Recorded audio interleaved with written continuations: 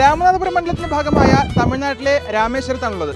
ഇതാണ് രാമേശ്വരത്തിന്റെ കവാടം എന്ന് വിശേഷിപ്പിക്കാവുന്ന പാമ്പൻ പാലം. പാമ്പൻ പാലം ഇവിടെ നിന്നാണ് തുടങ്ങുന്നത്.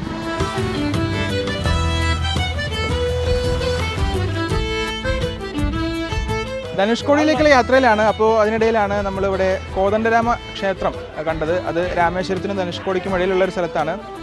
ഇവിടെയാണ് ഈ ക്ഷേത്രം വരുന്നത്, കോദണ്ഡരാമ ക്ഷേത്രം. കഴിഞ്ഞ തവണ പ്രധാനമന്ത്രി നരേന്ദ്രമോദി രാമേശ്വരം സന്ദർശിച്ചപ്പോൾ ഇവിടെ എത്തിയിരുന്നു, കോദണ്ഡരാമ ക്ഷേത്രത്തിൽ എത്തിയിരുന്നു. വില്ലേന്ത്യ രാമൻ, അതാണ് വില്ലേന്ത്യ രാമനാണ് ഇവിടുത്തെ പ്രതിഷ്ഠ. അതാണ് ഈ കോദണ്ഡരാമ ക്ഷേത്രത്തിൻ്റെ ഒരു പ്രതിഷ്ഠ എന്ന് പറയുന്നത്. ധനുഷ്കോടി സന്ദർശിക്കുന്ന എല്ലാവരും കോദണ്ഡ രാമക്ഷേത്രത്തിൽ എത്തി ദർശനം നടത്തിയിട്ടാണ് മടങ്ങാറ്. അപ്പോൾ ധനുഷ്കോടിയിലേക്കുള്ള യാത്രയിലാണ്. ഇനിയും ഏതാണ്ട് 4-5 കിലോമീറ്റർ ദൂരം ഇനിയും ധനുഷ്കോടിയിലേക്കുണ്ട്. അപ്പോഴാണ് പോകുന്ന വഴിക്ക് റെയിൽവേ സ്റ്റേഷൻ എന്നുള്ള ബോർഡ് കണ്ടത്. അതായത് പണ്ട് ഇവിടെ ഉണ്ടായ കൊടുങ്കാറ്റിൽ ധനുഷ്കോടി ഉണ്ടായിരുന്ന ഗ്രാമവും അവിടെ ഉണ്ടായിരുന്ന റെയിൽവേ സ്റ്റേഷൻ എല്ലാം നശിച്ചുപോയി. ഇപ്പോഴും റെയിൽവേ സ്റ്റേഷൻ്റെ ബാക്കി നമുക്കിവിടെ കാണാം.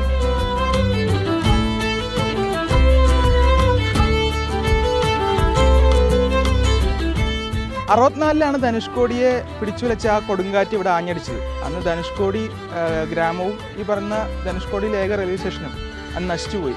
പിന്നീട് പലരും ഇവിടുന്ന് പലായനം ചെയ്തു, ഇവിടേക്കുള്ള ആളവരവ് കുറഞ്ഞു. അങ്ങനെയാണ് ഈ ധനുഷ്കോടി റെയിൽവേ സ്റ്റേഷൻ പിന്നീട് ഇല്ലാതായത്. ഇതുവരേക്കും ഈ രാമേശ്വരത്ത് നിന്ന് റെയിൽപാളം വന്നിരുന്നു. ഇതായിരുന്നു അവസാനത്തെ പോയിന്റ്.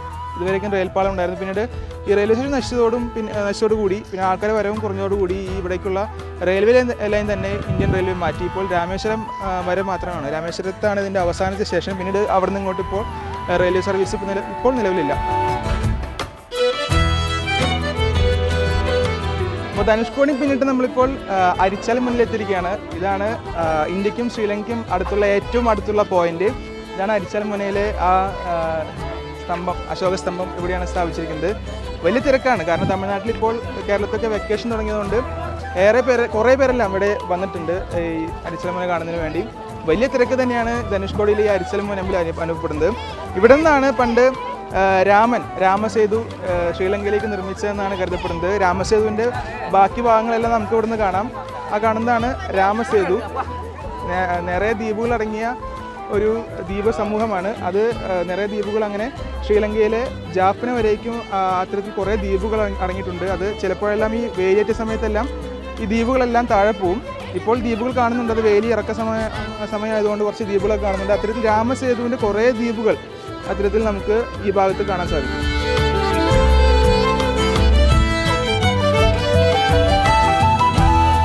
ഞാനിപ്പോൾ ഉള്ളത് രാമേശ്വരത്തെ ഓലക്കുട എന്ന ഗ്രാമത്തിലാണ്.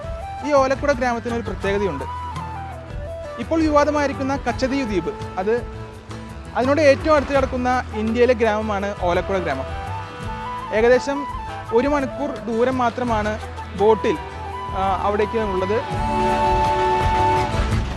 ഇപ്പോൾ ഉള്ളത് രാമേശ്വരത്തെ മോസ്ക് സ്ട്രീറ്റിലാണ്. ഇവിടെയാണ് നമ്മുടെ ഏറ്റവും പ്രിയപ്പെട്ട മുൻ പ്രസിഡന്റ് APJ അബ്ദുൽ കലാം ജനിച്ചു വളർന്ന വീട്. ഹൗസ് ഓഫ് കലാം എന്ന പേരിൽ ഈ ഫൗണ്ടേഷൻ രൂപീകരിച്ചുകൊണ്ടാണ് ഇപ്പോൾ ഈ വീട് സംരക്ഷിക്കുന്നത്.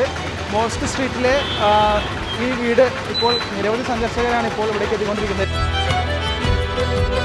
രാമേശ്വരം ടൗണിൽ നമ്മൾ നമ്മുടെ പ്രിയപ്പെട്ട മുൻ രാഷ്ട്രപതി അബ്ദുൽ കലാമിൻ്റെ വീട് കണ്ടു. ഇനി അദ്ദേഹത്തിൻ്റെ സമാധിയാണ്. സമാധി എന്ന് പറയുന്നത് രാമേശ്വരം മണ്ഡപം മെയിൻ റോഡിൽ തന്നെയാണ് അദ്ദേഹത്തിൻ്റെ സമാധി ഉള്ളത്.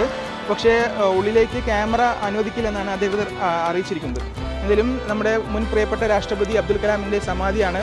നമുക്ക് ഏറെ സ്നേഹമുള്ള അദ്ദേഹത്തിൻ്റെ സമാധിക്ക് മുമ്പിൽ നമസ്കരിച്ചുകൊണ്ട് രാമേശ്വരത്തിൻ്റെ വിശേഷങ്ങൾ ഇവിടെ അവസാനിക്കുകയാണ്.